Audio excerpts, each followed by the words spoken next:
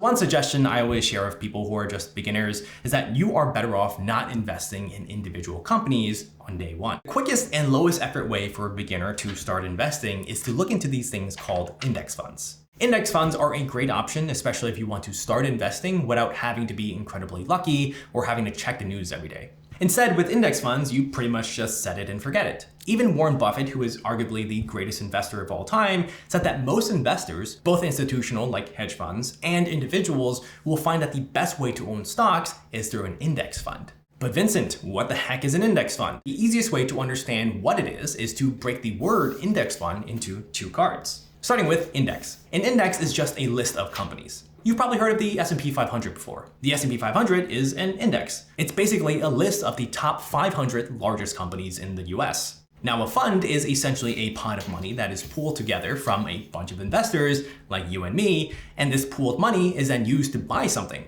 So putting these words together, when I say invest in an index fund, that essentially means we are taking our money, putting it into this pooled money, and this pooled money is used to invest in a list of companies. One of my favorite things about index funds is that it instantly reduces your risk of losing money because you have a bunch of eggs spread out across a bunch of different baskets. If you drop one basket, you still got other eggs. All right, so this is QQQ, which stands for Invesco QQQ Trust, and this is an index fund that tracks this thing called the NASDAQ 100.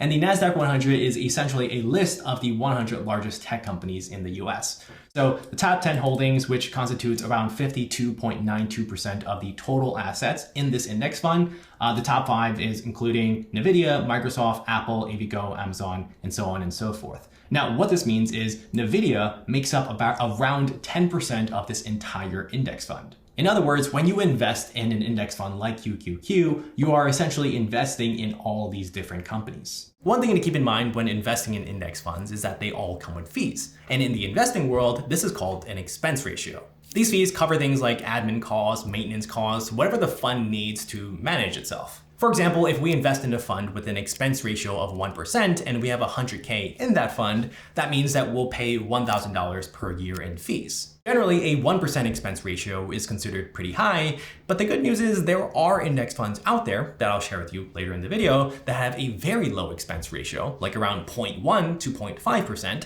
so you don't have to worry about the extra fees too much as long as you select the right index fund.